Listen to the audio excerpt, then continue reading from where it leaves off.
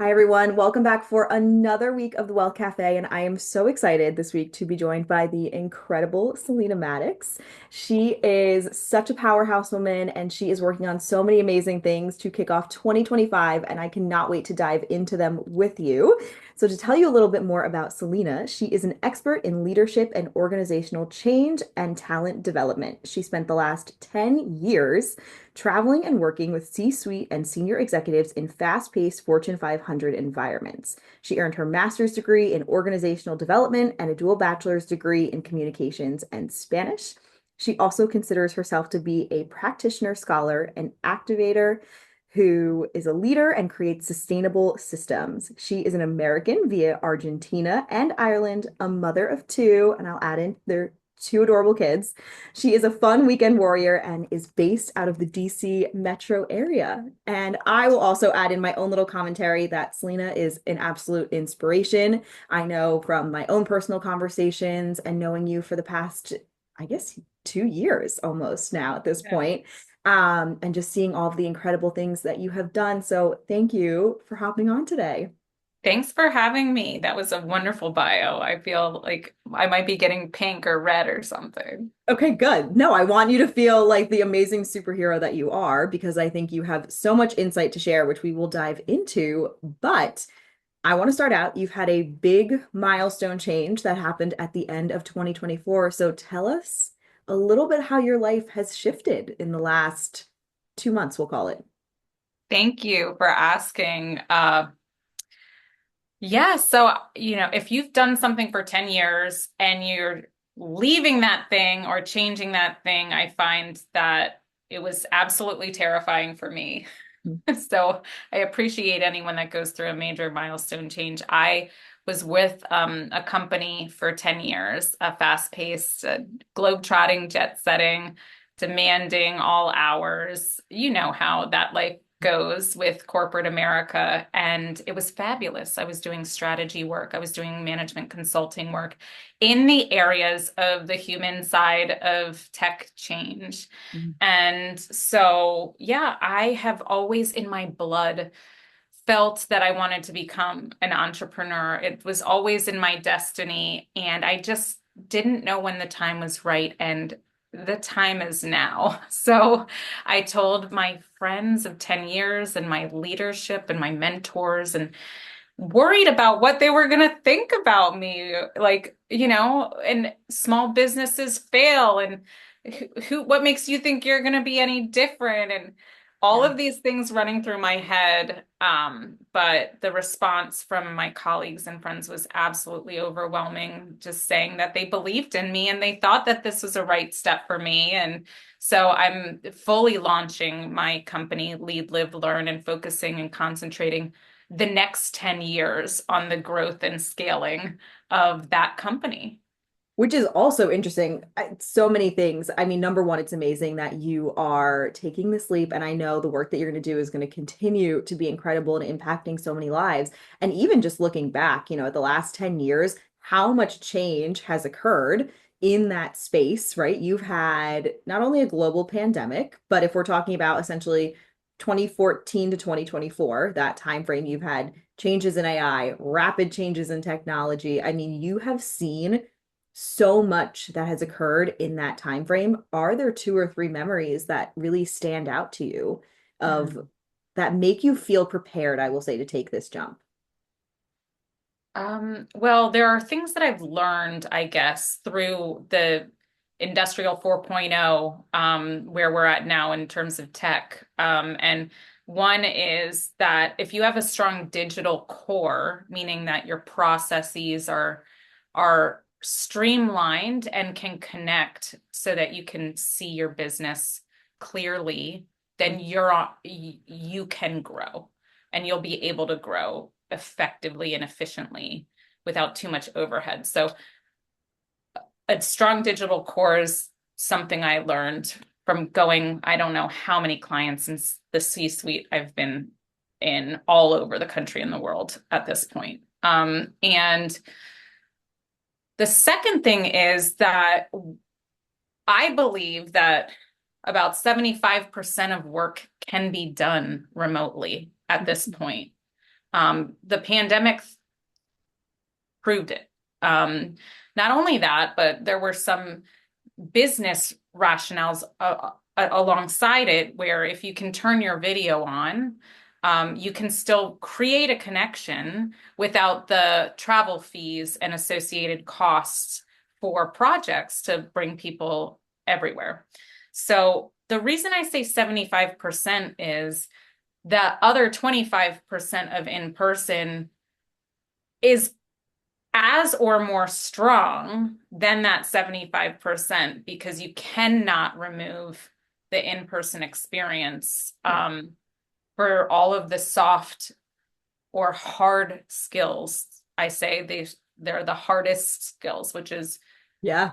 feeling the person, feeling their energy, understanding their gestures and trustworthiness and um, really knowing a person. So you can get along with a person virtually, but you absolutely need to meet them in person in your life if you want to solidify that relationship. And then, did you say I had to do three? No, if you want to stop it too, I mean, I think those were both fantastic because, and it's also interesting too that you say with the second point of not removing human connection, because during the pandemic, yes, we can and we continued to grow and thrive for the most part, depending on your business virtually. But there is something too, like those small little mannerisms that you can't pick up, or I liked how you said it, like the nuances of someone's hand gestures or their, Right. like something some it always surprises people. I'm really short. So when I meet people in person, they're shocked by it. And I'm like, that's such a big part of my life, oddly, and day to day, because but no one would know that. And it's like those little things that you don't realize if you've I noticed it too with interns, if they aren't in the corporate, if they didn't work in an office pre-COVID, it's a very different learning pattern than those that were. Absolutely. I mean, that in itself is a full discussion of Yeah. how the new hires and the junior resources are experiencing work. Yeah. It's tough. It's difficult, and it's like there are small things that I've noticed too, even just having interns. I've had virtual interns and I'm like, there are things I would love to teach you that even I still remember learning as an intern that stay with me to this day, that I it's hard to teach. Like, here's how the right way to answer the phone. Here's the right way to like put folders together for like it sounds silly, but it's a lot of basic things. And I love that it's you're right, we can do 75% of this virtually, and then we need that 25 as the icing on the cake. Agreed. So let's talk a little bit about too. We're at the start of a new year and you're at the start of a new journey. So you and I have talked a lot about putting together your dream life, your financial dream life, and also living life to the fullest. And I think that is something that you do very well. You and I have a shared love of travel. So how are you bringing this into your new company and everything you're doing going forward? Yes. So, and just to finish that last in-person like connection Yeah, point please. real quick, uh, you and I met in Puerto Rico in person. That's the first time we met at that Mhm. conference. And it was because I met you and I heard you talking that I was like, I can trust this woman with my millions. Thank you. And But I it's that left, energy. yeah, because I could connect with it from a Yeah. soul to soul level. Yeah. So, but going back to New Year and possibilities and bringing in the financial and living intentionally into 2025. I've been preparing for this moment. I've always kept some money aside for the time that is now that would allow me to have a pretty nice buffer to be able to continue to live the lifestyle that I have. And then, I've had very deep discussions with my husband about, okay, well, what happens when that point comes if you're not fully replacing your salary at this point? What are our additional steps? And so we've talked through some of that with the hopes that that'll never have to happen because of the business planning and all of the financial aspects. But because frankly, financial freedom is one of my drivers in life. And that's not with my husband.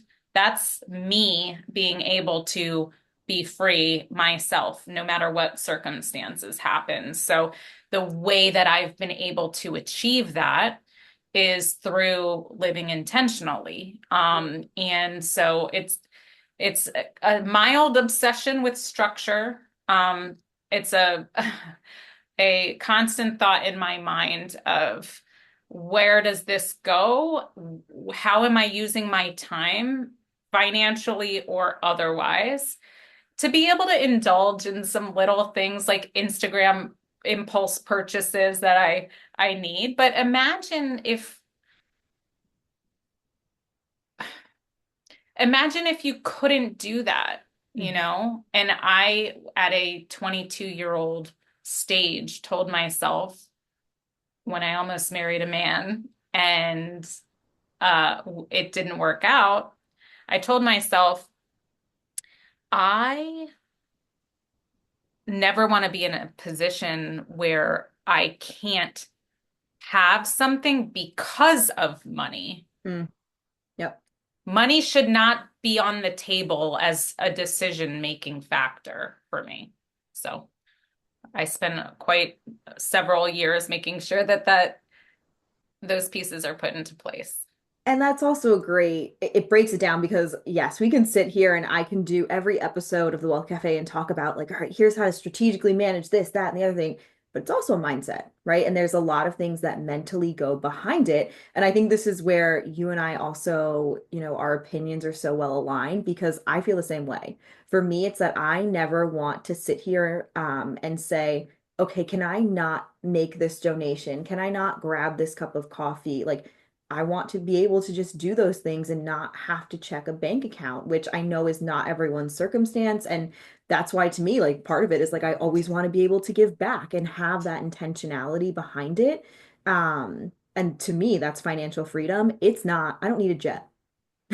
Like personally, like I just don't like I am not a planes person, I'm not a cars person, but like there are some things in my life. So I'd love to hear from you. What are the things you mentioned Instagram purchase? What are some other intentional ways that you live, spend, that focus on? I know it's a good question. It's a hard question. What are some of the ways that I focus on building wealth or focus on spending? Ooh, let's do both. Oh my gosh. Well, let's back into it, right? So let's talk a little bit about spending, right? Because I always, whenever I sit down with people, I'm always like, okay, there's the things that like I will always buy this or I will always do that. Like, what are things for you that are non-negotiable? A vacation every winter, a vacation every summer. Yeah, I get it. Absolutely. I mean, I like first class on a plane. That's part of being, I've been traveling for a long time. yeah, Um, and I need a new dress for a wedding. in this world, I think we go to so many that it's like you can only wear them 1 to 2 times before it gets, they don't hold up anymore. I think also if my family needs anything, Mm-hmm. they're gonna get it from me. And they know that they can get it, and I don't feel like they take advantage of it, but it's there. Um, there's been a couple of really good memories built off of that. And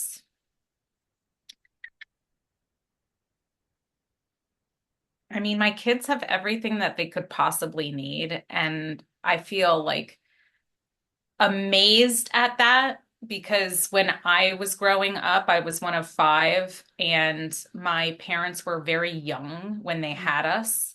So it was not that way at all. There were just too many people running around the house. Like there weren't vacations. We never went out to eat.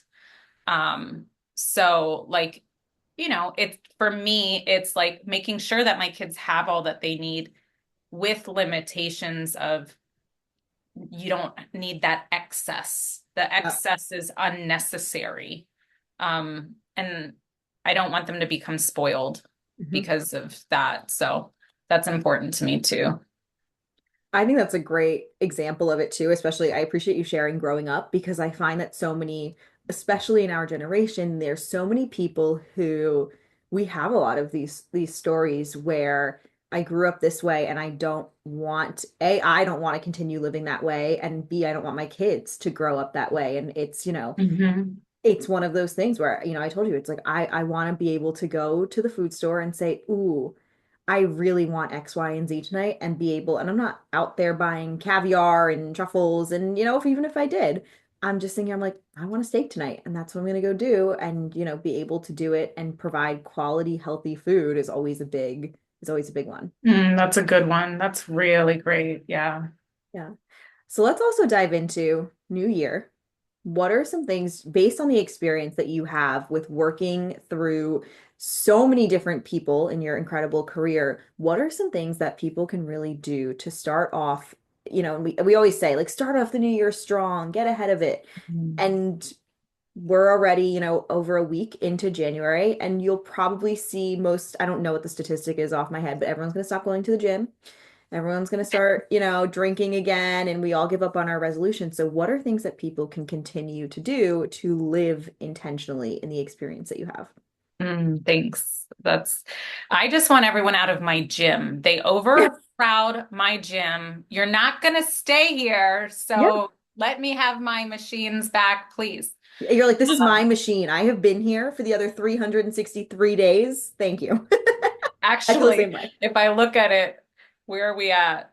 Oh my God. Well, I guess it is only early January, but I last year I had like 200 visits. That's pretty No good. way. That's incredible. Um, so I love the subject of productivity. Mhm. And that to me is a foundational element of good habits and making those incremental changes that will make a big difference in your life. So this is the right time to attempt those changes Mm. if there are changes that you want to make. And so there are lots of productivity books out there. My method is the Bliss method that is part of this new release book, Rise and Find, which you can find more information in the book about it, as well as on my website at leadlivelearn.com. And you can download a free productivities tools checklist for all things at home Mm. and work that can help you become more productive. Because what happens if you become more productive, all of a sudden you find that there's more space mentally and physically for the things that you want to ultimately make your dreams come true. So my recommendation is to incrementally start with your habits first. And, you need to be honest and really assess, are you having too many glasses of wine at night? Are you not making it to the gym? Are you over caffeinated and you're not feeling good? Are you doom scrolling 30 minutes before your bedtime and then your mind's going and then you're not sleeping well? Like, be honest to yourself Mm. about what you're doing wrong if you're not feeling well. And then those are the first places to attack first. And we'll make sure to link both your website and we'll be putting the link on Amazon to the book here too. So they'll be in the show notes. And I love the concept of being honest with yourself, right? And I think that's something it's almost a little taboo in our society, right? We are very quick to and it's funny, I still remember because the professor was so terrible in college, would not let us live down this whole concept of when something goes well, we take credit for it. And when something doesn't go well, we always find someone else to blame. And Mm. so that's really stuck with me. And he's right, unfortunately. And having that honesty with yourself of, okay, well, am I the one that went and picked up this food at the food store? Am I the one who's not putting my phone down? Am I the one not waking up even 20 minutes, right, at the gym? And I think we also, on top of that honesty, we all go to extremes. And it's always like, you and I have laughed about I can't go get my it's now really $7 for a cup of coffee, let's be honest. It's that people think it's, X. I have to cut off every cup of coffee out. I'm like, why can't it be more steady? Or if that's your thing, go for, all for it. But there is like some steadiness and having a cadence to our Mhm. productivity. Totally. Yeah. And I think that's part of that intentionality that a lot of us miss. Yeah. So can you give us a little bit of a teaser into the Bliss method and your chapter in Rise and Find? Yes. So, I'm not a Pollyanna and saying that you need to be super over the top happy all the time through this bliss method. It is just a way for you to be more productive and feel more accomplished and feel better every day. And so the B stands for building your boundaries. Mm, The it stands for living intentionally, so using technology intentionally. The I is for igniting action and urgency. And the S is strengthen your daily structure. mm, And the last S is savor your personal space. And so I take my clients through a couple of questions in each area, and I have them describe to themselves what they're doing compared to how they would prefer to be doing in each of those areas, and then use technology tools um, to hold themselves accountable. We were just talking about personal accountability mhm. in order to have lasting change. And I think that's an incredible way to break it down because it also allows you to change your relationship with tech. Like as you go through the acronym right now, as I've read it, over the last couple of years, different things have stood out to me. But right now, to me, it's the whole using your tech intentionally, right? We always see it as either the thing that's going to be there or oh, it's the thing where I'm doom scrolling. It's like, well, what if you can use it to your advantage and to be productive and, rather than it owning you, you own it the way it was supposed to be. Yeah, I mean, and there are those locks. You can actually lock yourself out after a certain amount of time if you can't control it.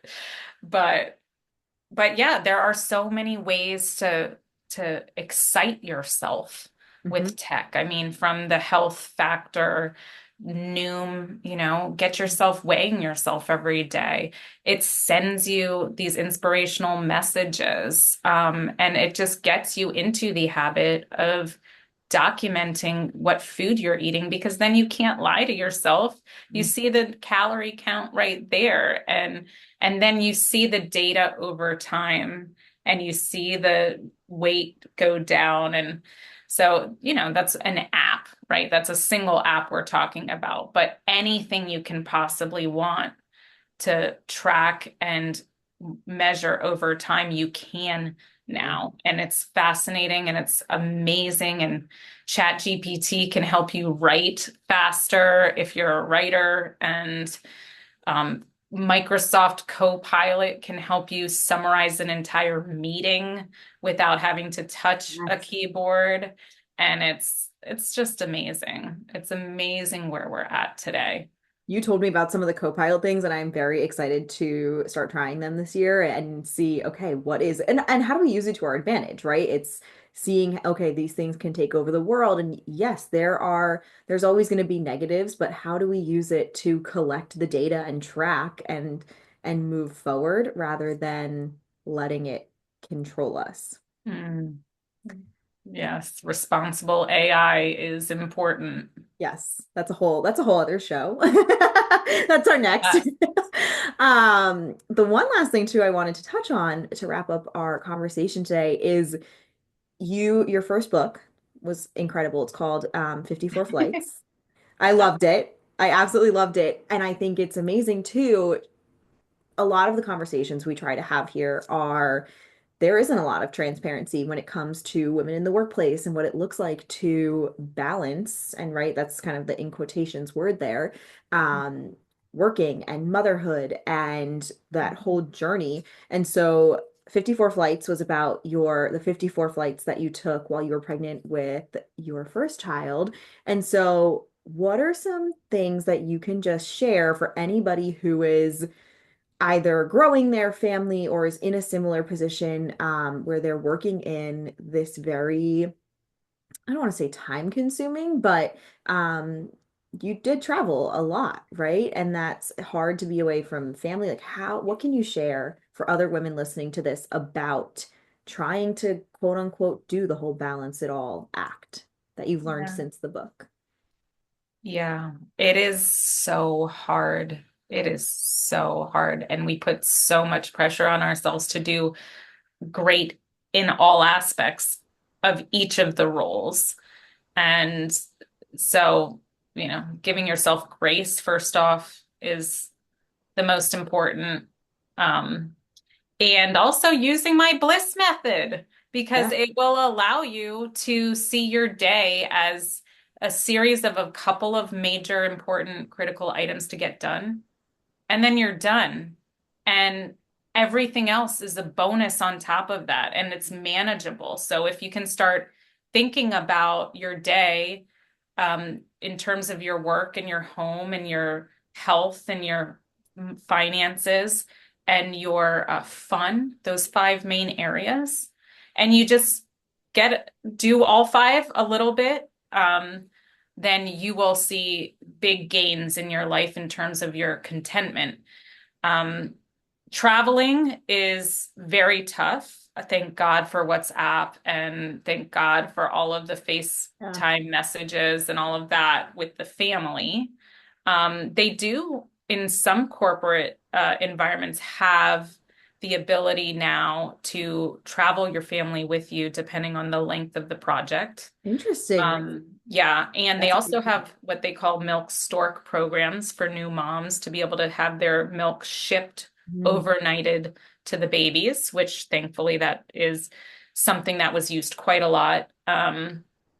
And I would just say that we're all our own personality, and you have to make sure that what you're doing is in alignment with who you are and it's something that's bringing you joy. Because if you find yourself in a career and you're not feeling fulfilled and you're feeling pulled, like it's taking you away from the type of work that you want to do and the people you want to associate with, whether that's the people in your company or your family, then you need to readjust. Management consulting is not for everyone. It is a very intensive environment. So you have to be a certain type of person. I guess that's all I can say. It's also it is there's then that kind of if you're not being fulfilled by the work that you are doing or it's not something you're passionate about. I remember having and it translates and spills over into other areas of your life.